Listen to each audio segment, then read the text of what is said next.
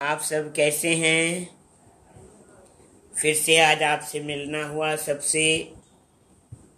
कल आपको 9 minute 10 minute का सत्संग सुनाया और उसमें आपको कल ऐसी बात बताई थी कि आप अपनी आदत सुधारो, अच्छी आदत बनाओ, अपने अंदर में अच्छे संस्कार डालो,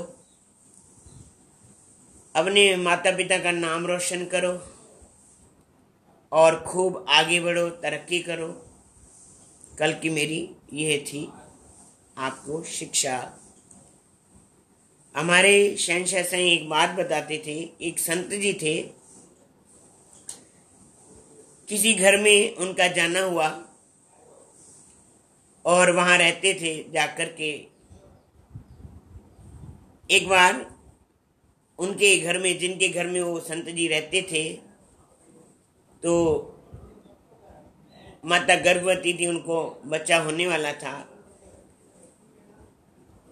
तो जब संत जी वहां पहुंचे तो उनके घर में बालक का जन्म हुआ। संत जी ने कहा पूरे परिवार को, इस बालक की छठी पे जन्म पर 6 दिन के बाद जो छठी मनाते हैं उसमें मैं खड़ा रहूंगा और देखूंगा इसका भाग्य कैसा है। 6 दिन के बाद संत जी उस बच्चे के कमरे में बाहर खड़े होकर के पहरा देने लगे और आधी रात को वो विधाता जो भाग्य लिखने के लिए आती है वो आई। महात्मा जी ने पूछा कि आप क्या लिखोगी? तो विधाता ने कहा मुझे नहीं पता। विधि ने कहा मुझे नहीं पता कि मैं क्या लिखूंगी। तो महात्मा जी ने कहा जो आप लिख के आओगे वो हमें बताओगे आप। विधि ने कहा कि हाँ, हम जरूर आपको बताएंगे। जैसे वो लिख के बाहर निकली तो बालक के बारे में कहा कि इस बालक का भाग्य अच्छा नहीं है। ये बालक अपने माता पिता को भी सुख नहीं दे पाएगा और इसके भाग्य में दुख ही दुख लिखा है। तो महात्मा जी ने उनके माता पिता को कुछ नहीं कहा। उन्होंने एक तावीज बना करके एक उसमें एड्रेस लिखी और उस बच्चे के गले में डाल दिया। महात्मा जी कहने लगे उनके माता पिता को कि जब ये बच्चा बड़ा होगा तब आप इसको समझाना कि जब आपको कोई दुख आए, कोई कष्ट आए, कोई तकलीफ आए तो इस तावीज को तोड़ करके पढ़ लेना। जब ऐसा समय आया, सचपच में ऐसा समय आया, विश्वास करो, तो उस तावीज को उसने तोड़ा। उसमें लिखा हुआ था, एड्रेस लिखा हुआ था। उस एड्रेस पर वो बच्चा, वो बालक पहुंचा जहां वो महात्मा जी इंतजार कर रहे थे। जैसे वो बच्चा, वो बालक पहुंचा तो महात्मा जी ने कहा कि मैं आपका इंतजार कर रहा था। तो महात्मा जी ने बच्चे को कहा कि आपके पास क्या है? उस बालक ने कहा महाराज मेरे पास एक घोड़ा और एक अठन्नी है, मतलब एक 50 पैसे हैं। तो महात्मा जी ने कहा अगर मैं जो आपको कहूंगा आप मेरा कहना मानोगे?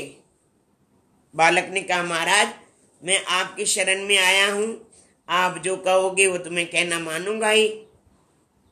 तो महात्मा जी ने कहा ये घोड़ा बेच करके आओ और जो मिले उससे आप भंडारा चालू कर दो।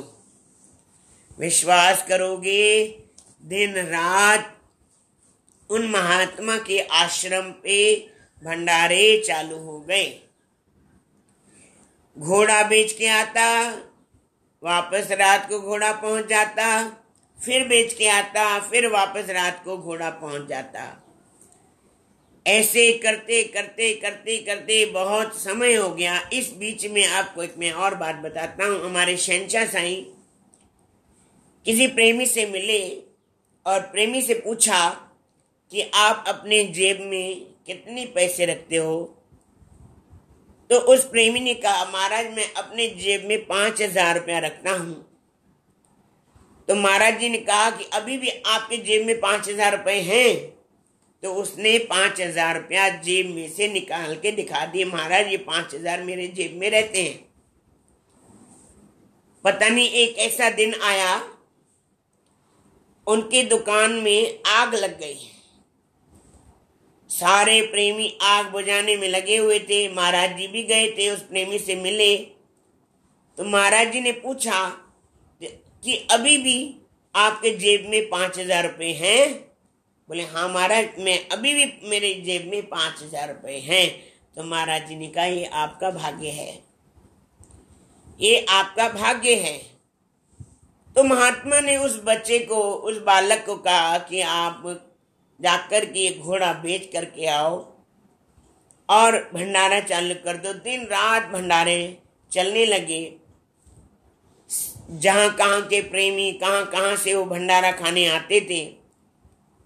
तो एक दिन विधि ने, वरदाता ने महात्मा जी को कहा ऐसा मत करो, ये कुदरत के खिलाफ है, ये नियम के खिलाफ है, ऐसा मत करो। महात्मा जी ने कहा आप इसका अच्छा भाग्य लिखो तो मैं बंद कराऊं, अगर आप इसका अच्छा भाग्य नहीं लिखोगी तो मैं बंद नहीं कराऊंगा, ऐसा ही चालू रहेगा। तो आखिर उसको लिखना पड़ा कि उनके माता पिता की जो राजा थे वापस राजा बन जाएं, उनकी माता जी बड़ी महारानी थी, महारानी बन जाएं, और बालक युवराज बन गया। वही सुख जो पहले उनके घर में थे वापस से वो सुख आ गए। किससे? संत जी से। इसलिए मैं हमेशा, मेरी एक ही बात है कि मैं हमेशा यही कहता हूं कि भाई संतों के संग में जाकर के रहो। एक बात और बताता हूं, हमारे शहंशाह साईं एक बार किसी प्रेमी से मिले जो 80 साल के प्रेमी थे, बहुत बड़ी उम्र के थे। तो हमारे शहंशाह साईं ने उनसे पूछा कि क्या आप अपने जीवन का अनुभव बता सकते हैं? तो प्रेमी बताने लगा, महाराज 80 साल हो गए, मैंने आज तक न कुछ कमाया है और ना ही मैंने कुछ प्राप्त किया है। 80 साल अपने जीवन के ऐसे ही व्यर्थ चले गए। क्यों? क्योंकि उसने किसी संत का संग ही नहीं किया था। अगर किसी संत का संग करता तो 80 साल क्या, वो 150 साल भी जीता, 200 साल भी जीता, तो सुख से जीता और अपने अनुभव में जीता, अपने अंदर में जीता और अपने अंदर में सुख शांति से रहता। सुख है, शांति है, हमारे पास सब कुछ है, पर उसके बाद भी हमारे अंदर में बहुत तकलीफें हैं कि महाराज शांति नहीं है। शांति है, गई नहीं है, अंदर ही है, पर हम ढूंढते कहाँ हैं?